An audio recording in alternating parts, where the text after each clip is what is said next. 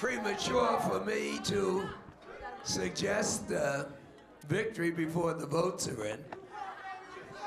But I couldn't just stay in the back and wait for the numbers to come in without letting you know in a very, very emotional way how thankful I am for the confidence that our friends and constituents have put in us. I also believe that my family, who's here, who you will see later, and she,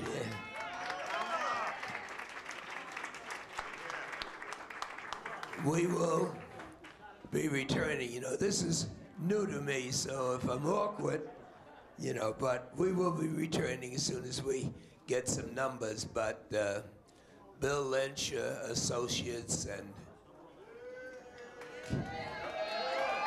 Kevin Waldali, April Tyler, the dynamic Democratic county leader who filled a great vacuum while I was in Washington, Keith Wright,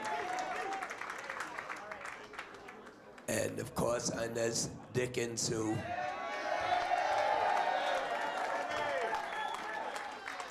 kept this moving. I can't say enough about our volunteers. They pump me up, boy. Fight up! Fight up! Fight up! So, Jim Capel, George Henry, Tina, Michelle, the whole congressional staff managed to keep me up and alert with the legislation that was going on in Washington. And I can't, our office and going around to visit the voters in the public housing, it was absolutely terrific to see the esteem and appreciation they had for the work that my staff has been doing while I have been in Washington. And so Bob Morgenthau, is he up here? Yeah, Bob Morgenthau is here. And of course, my brother. Okay, here's Bob. My brother. And let me tell you, he's not leaving early, he says. And let me tell you something that you've never heard. Most of you know that I cut a deal with God when,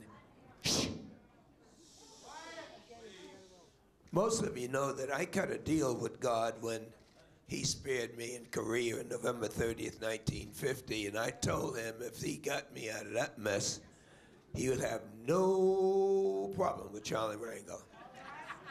And so I very seldom prayed. I did a whole lot of thank yous. Even when things were rough, I would thank God for giving me the ability to understand I had a problem and work my way out of it.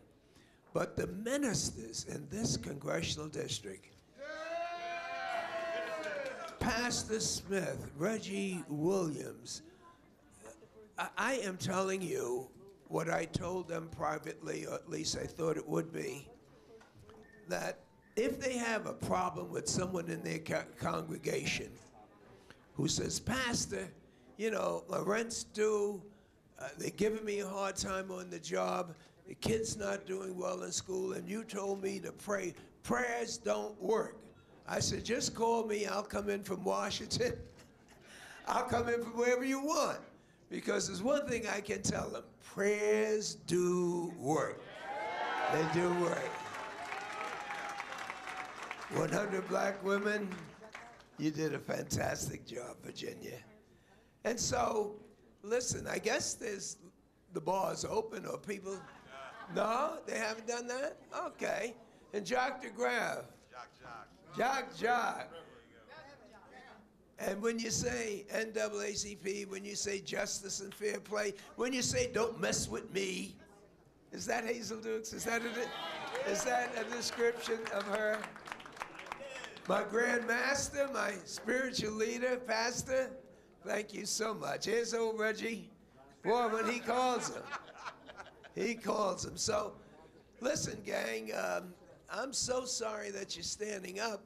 Who can give me a figure about what time the numbers should be coming in? Anyone? We have, huh? You must be kidding me. Charlie, I got Riverton numbers. Hey, Charlie, I got Riverton numbers. You want me to get those out? Okay. Hey, here we go. Our New York City Controller, John Chu.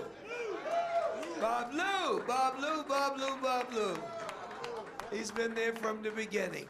I guess, too, you know, when we start talking with the press, I'm going to emphasize